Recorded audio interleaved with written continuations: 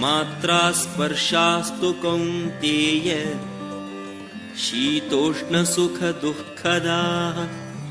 आगमापायिनो नित्याः तां स्थितिक्षस्व Bharat.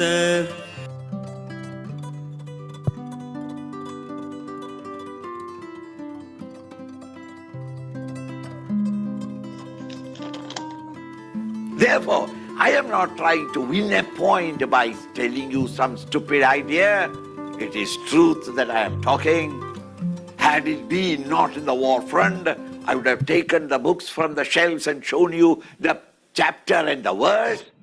It is not that I am just telling it from my head, but these are all Vedic declarations. These are truths that have been discovered by the subjective scientists, the rishis. What is it? Matra sparshast kaundeya. Hey Kundi Putra, the joys and sorrows of life are only coming because of sparshan, your contact with the world. In deep sleep or under chloroform, what is your experience? Hey? Or somebody obliged you on the road with giving you one on the nose and you fell down. What is your experience now? So long as my mind is contacting the outer world, then alone joy and sorrow can come. If the mind is made impossible for the mind to contact the outer world, your experience is wonderful. That is why people drink. After 6 drinks when you are driving, you send and hit a tree. And you go and say, what have you done? Why did you do that? 3 times I told the tree, I am coming, move, move. It won't move. The tree was coming towards me. So I went. Matras Parshastu Kaundeya. By contact with the world outside alone, sorrow can come. What do you call that? Window shopping. You are peaceful, happy in there. Chalo, let us go. Nothing else to do. Let us go. What? Shopping. What are you going to shop? Nothing. Window shopping. Just to see. And then you go. And then at each window you stand. What a pity. 800 million people in this country, but I got an husband who will never allow me to purchase these things. Beautiful things. I tell you, and then after coming home, you can't get sleep. Why? Those things are not mine. Where did it all happen? Because of my mental contact with that object.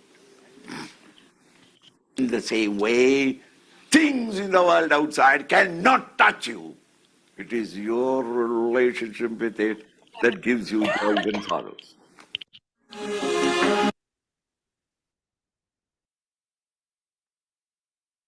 Padma ma'am, over to you. ये हम उस website से कर रहे थे, उसमें जो मैं बता रही थी आपको कि शंकराचार्य जी का वो भी है, उसमें भाष्य भी लिखा हुआ है। ओवर टू यू मैम, बाकी आप। नमस्ते सभी को। उसको पूरा हो जाने दीजिए मैम। नहीं, ये उतना ही है ये मैम। वो बस। अच्छा अच्छा।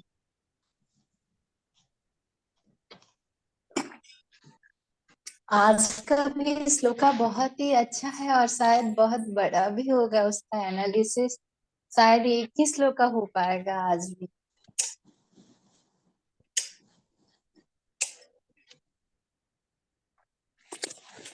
ठीक है मैम, एक ही श्लोका कर लेते हैं। आजकल वैसे भी अच्छा चैप्टर चल रहा है। मैं पहले एक श्लोका ही पढ़ती हूँ, उसका पहले एनालिसिस करेंगे। अगर टाइम होता है तो फिर 15 श्लोका को जाएंगे। 15 श्लोका इससे भी अच्छा है क्योंकि हम हर एक श्लोका को डिप में जाएंगे तो फिर समझ पाएंगे, रियल लाइफ में उसका इम्प्लीमेंट भी कर पाएंगे। इसीलिए तो 14 श्लोका से स्टार्ट करें ना।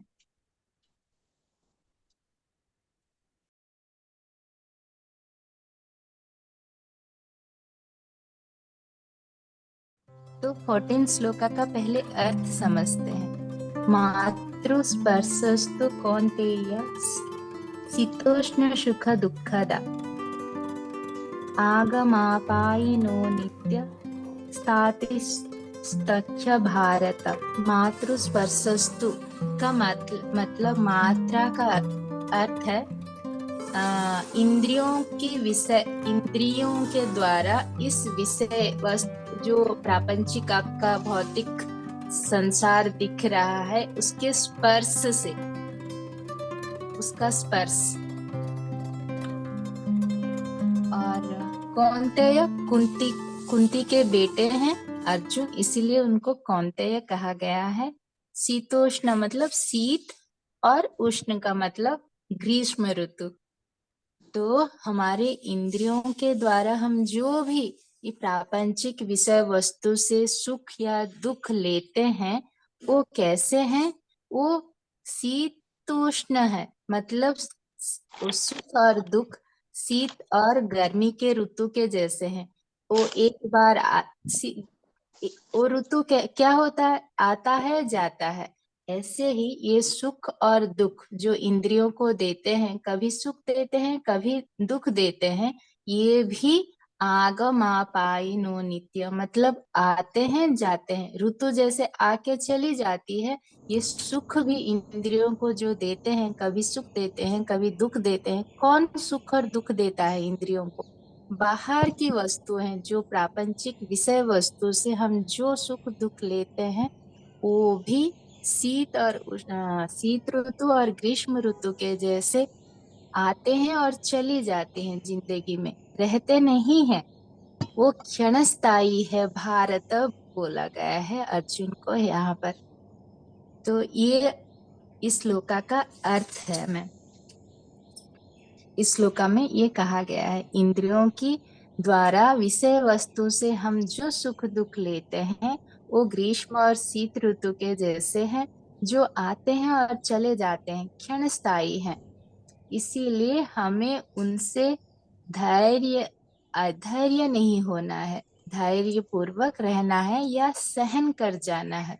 हम जैसे शीत ऋतु को सहन कर लेते हैं, ग्रीष्म ऋतु को भी सहन कर लेते हैं, जानते हैं कि ये समर है, 3 या 4 महीने का समय है तो चला जाएगा, बारिश आएगी फिर 4 महीना आएगा तो चला जाए। लेकिन जिंदगी में अगर दुख और सुख आता है तो हम ऐसे नहीं होते हैं। दुख आया तो उस दुख के साथ जुड़ जाते हैं, क्योंकि हमें पता जानते हैं ये कि दुख भी कि सुख कभी नहीं रहता, फिर भी हम उसके साथ जुड़ जाते हैं कि हम सोचते हैं कि ये नहीं जाने वाला है। तो इस श्लोका में अर्जुन को ये कह रहे हैं, हे भारत, हे कुंती पुत्र, ये भारत, आप सुख और दुख जो इंद्रियों को देते हैं वो भी क्षणस्थायी है, इसको आप सहन करना सीखो।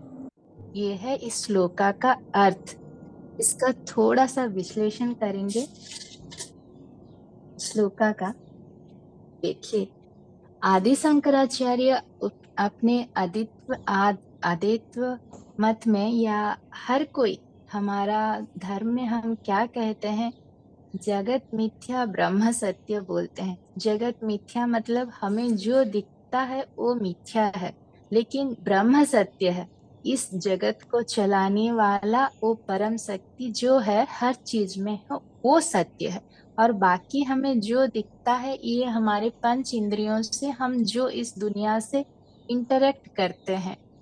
हमारे पंच इंद्रियां आँख है, कान है, हमारा मुंह है और नाक और चर्म। चर्म से हम स्पर्श लेते हैं, आँख से विभिन्न दृश्य देखते हैं, कान से सुनते हैं, मुंह से बोलते हैं और नाक से अच्छे अच्छे सुगंध लेते हैं। ये है विषय वस्तु। इस प्रापंचिक जो भौतिक संसार से हम कनेक्ट होते हैं, खुद को मिला मतलब इंटरेक्ट करते हैं। जो हम इंद्रियों के माध्यम से इस भौतिक वस्तुओं से सुख या दुख लेते हैं वो भी मिथ्या ही है या क्षणस्थायी है, क्योंकि जगत ही मिथ्या है तो उसके साथ जुड़ा हुआ दुख या सुख भी तो मिथ्या ही होगा। लेकिन हम इसको नहीं जानते। इसको हम क्या सोचते हैं कि यही सत्य है, ये सत्य है, सोच सोच के उसमें ही रह जाते हैं। इसीलिए हमारा दुख का कारण यही है। मैं आपको और एक छोटे से एग्जाम्पल दूंगी जिससे आप समझ सकते हैं। हमारी जिंदगी में दुख या सुख, देखिए, दुख और सुख एक जैसा, मतलब किसी के जिंदगी में भी दुख या सुख मिल के एक ही साथ आता है या मिल के आता है। दुख के बाद सुख, सुख के बाद दुख आ ही जाता है।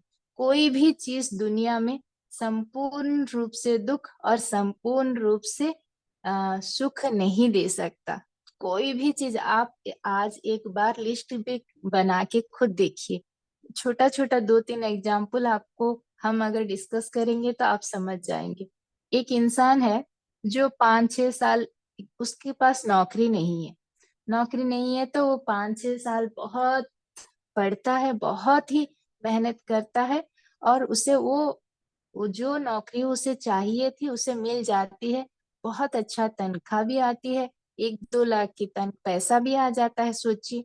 उसके पास अच्छा कार है, घर की जितनी भी सुविधाएं हैं, सब है उसके पास। तो अभी उसका दुख तो खत्म हो जाना चाहिए, अभी तो खुशी आ जाना चाहिए। वो 5 साल के दुख के बाद अभी उसकी चीज मिल गई है, सुख आ जाना चाहिए। अभी उसकी नौकरी क्या थी, वो क्या सोचा कि नौकरी आने से मुझे सुख मिलेगा, मेरा सब दुखों का अंत हो गया। तो नौकरी ही सुखों का कारण है, वो रखा था इंसान, इसीलिए वो नौकरी के लिए 5 साल दिन रात मेहनत किया। तो उस नौकरी तो मिल गई, सब सुविधाएं भी आ गई। फिर कुछ दिनों के बाद वही व्यक्ति कहेगा, कहाँ मेरे पास समय है। ऑफिस जाओ, उसमें बॉस का काम, वहाँ सबॉर्डिनेट का काम रहता है, इसका काम रहता है, उसका प्रेशर, घर के लिए समय नहीं है। तो जो व्यक्ति एक दिन वो नौकरी के लिए 5 साल काम किया, उससे मुझे सुख मिल जाता है, तो उस नौकरी से तो फिर उसके दुख ही आरंभ हो गए। तो कोई भी चीज जिंदगी में संपूर्ण सुख या संपूर्ण दुख नहीं देता। और एक देखिए, जो लोग शादी नहीं होता है, जिनका शादी नहीं होता है, वो लोग बोलते हैं कि यार शादी हो जाए तो कितनी अच्छी है जिंदगी, कितना अच्छा रहता है। जब तक शादी नहीं होती, शादी होने के बाद 1-2 साल के बाद उनका वो रियलिटी पता चल जाता है कि शादी के बाद लाइफ क्या है। वो रियलिटी को जान लेते हैं कि हाँ, शादी होने के बाद लाइफ ऐसी होती है। कितनी लोगों की लाइफ कैसे कैसे मोड़ ले लेती है, सबको पता है।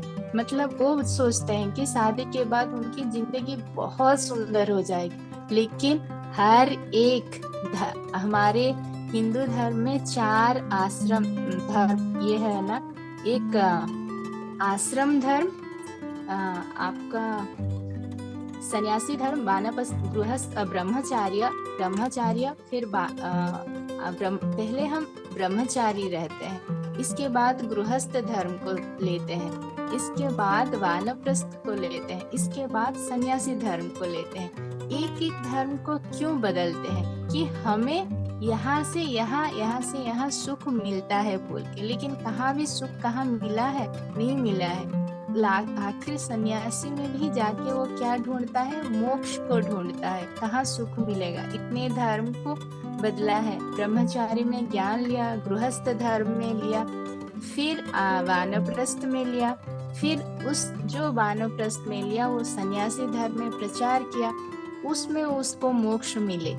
तो इंसान कहीं पर भी सुख नहीं मिलता है, हर चीज दुख और सुख से लगा रहता है, इस चक्र में ही जिंदगी रहती है। क्योंकि देखिए, ये दोनों दुख और सुख कैसे हैं, जैसे ग्रीष्म ऋतु और शीत ऋतु के जैसे, जो आते और जाते हैं।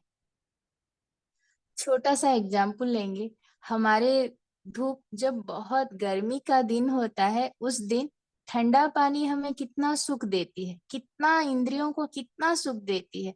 वही ठंडा पानी शीत के महीने, मतलब सर्दी के महीने में क्यों आपको दुख देती है, कष्ट देता है।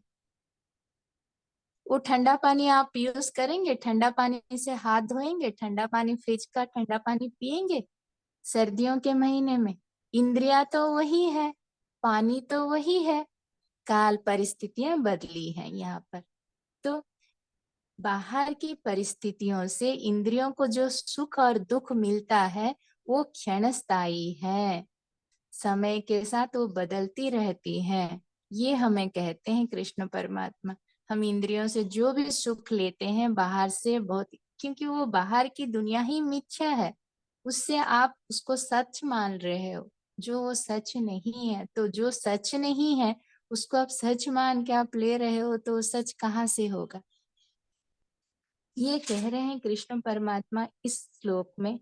और यहाँ और एक भी बात कहा गया है कि जो सुख और दुख होता है वो आगमापाई नित्य, मतलब वो आते हैं और चले जाते हैं। जैसे कि गेस्ट है, गेस्ट आता है, वो जो भी हो, अतिथि जो भी हो, आता है मीन्स वो जाएगा ही जाएगा। ऐसे ही दुख हो या सुख हो, जो भी हो, कभी 365 years of 365 days of the year तो रुकेगा नहीं वो गेस्ट। भी रुक गया बोलिए, फिर कभी तो कभी जाएगा, क्योंकि वो अतिथि है, एक ना एक दिन जाएगा ही जाएगा। ऐसे ही हमारे जिंदगी में जितनी भी बड़ी दुख आए ना क्यों, और जितनी बड़ी सुख भी हो ना क्यों, वो कभी ठहरेगी नहीं। सुख भी चली जाएगी, वो दुख का क्षण भी चला जाएगा। इसीलिए हमें अधैर्य नहीं होना चाहिए।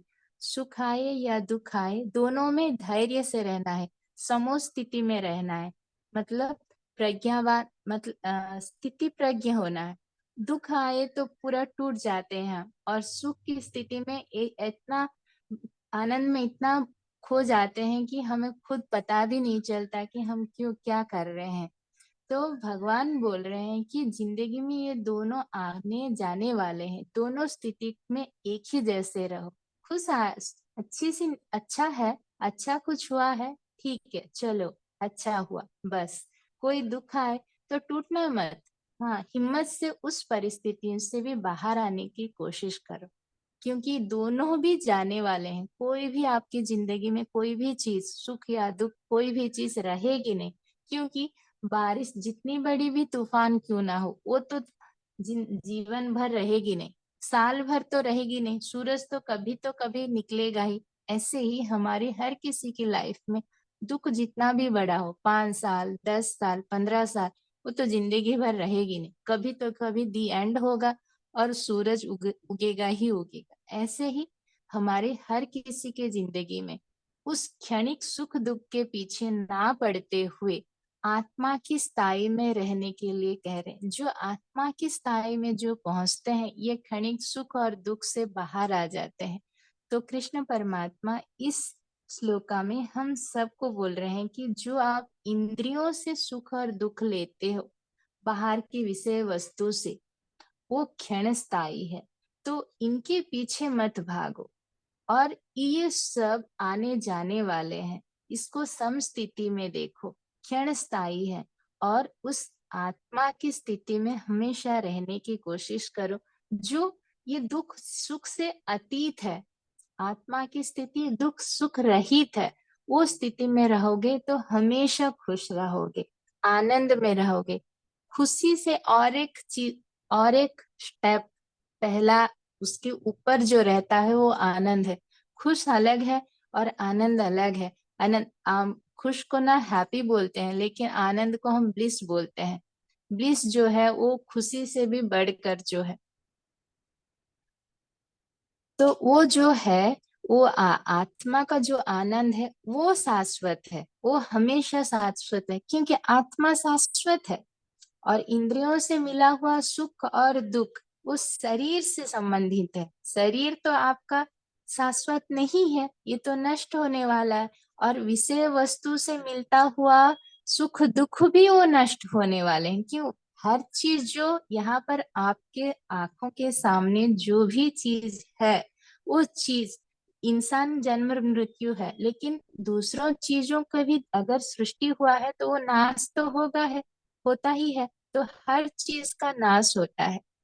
एक चीज जो जिस दिन आई है नई चीज, वो कुछ सालों के बाद पुरानी हो जाएगी। उसका जो जीव कला रहती है धीरे धीरे धीरे धीरे नष्ट होती जाती है। कोई भी चीज 1 साल के 2 साल कुछ सालों के बाद पुरानी हो जाती है ना, ऐसे ही हर चीज सृष्टि में जो आई है उसका नाश है। तो उस वस्तु उस जो भी विषय वस्तु है, हमारी विषय प्रापंचिक वस्तु समाज में संसार में, जो भी संसार में आप देख रहे हैं, उससे मिलने वाला सुख या दुख क्षणस्थायी है, क्योंकि वो शाश्वत नहीं है। इसीलिए हमें उसके पीछे नहीं भागना है और हमेशा हमें सुख या दुख में उसको सहना है, क्योंकि वो जो क्षणस्थायी है, जो जाने वाला है, उससे क्यों घबराएं, वो तो चला जाएगा। अतिथि आने से डरते हैं क्या कोई? हाँ, ये तो कुछ देर चाय पानी पिएगा फिर जाएगा। और कोई भी गेस्ट आए तो 2-3 दिन से ज्यादा नहीं रुकेगा, ये भी जाएगा, ये धैर्य रहता है हमें। ऐसे ही कोई भी आपत्ति आए तो हमें भी उतना ही धैर्य रखना है कि हाँ, आया है मुझे कुछ सिखा के, ये भी चला जाएगा एक दिन। बस ऐसा ही है इस श्लोका का मैम अर्थ। कृष्णार्पण। आप किसी को कुछ कहना है तो प्लीज कहिए। ये बहुत अच्छा श्लोका था।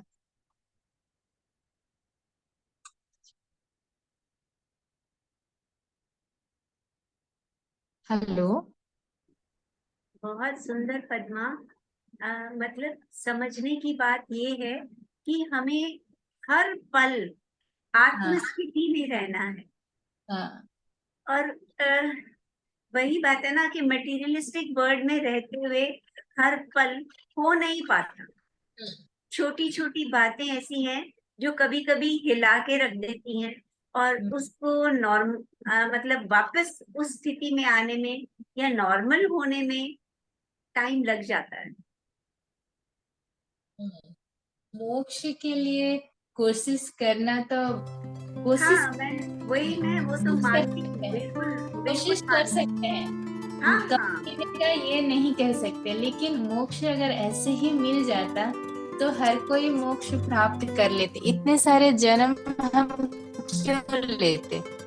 हर एक आत्मा अगर इतने साले जन्म लिया है, मैं इस शरीर में कुछ सालों से हूँ, लेकिन मेरी आत्मा पता नहीं कितने जन्म ली है और आगे कितनी जन्म लेगी भी मुझे हम किसी को पता नहीं, क्योंकि हर एक आत्मा का लास्ट ये है कि वो मोक्ष को पहुंचे। तो हर आत्मा को अगर एक शरीर को अगर मोक्ष ऐसे ही मिल जाता है, ऐसे ही मिल जाता तो हम कोई भी इतने जन्म लेते ही नहीं। लेकिन जो ज्ञान हमें मिल रहा है, इस ज्ञान कभी तो कभी उस मोक्ष के लिए सहायक बनेगा। बिल्कुल, मैं तो यही समझ रही हूँ कि हाँ, भगवत गीता पढ़ने और सुनने से हमारी जो अवेयरनेस है वो हाँ, दिन पर दिन बढ़ती है और बढ़ती रहनी चाहिए। हाँ, तो मैं सिर्फ यही कहना चाहती हूँ कि जो हम इस शरीर में रहते हुए जो पल पल भूल जाते हैं, लेकिन अगर भगवत गीता पढ़ते और सुनते रहें तो मुझे लगता है कि जागरूकता हमारी दिन पर दिन बढ़ती रहनी चाहिए। हाँ। देखिए ना, इस श्लोका में कितना अच्छा कहा गया है कि जिंदगी में हमको हर कोई हमें यही तो चाहता है कि जिंदगी में खुश रहे, खुश रहना चाहता है। कोई भी दुख की कल्पना तो करता नहीं है, क्योंकि हम जो आत्मा है, हर एक जो आत्मा है वो तो परमात्मा का एक अंश है। और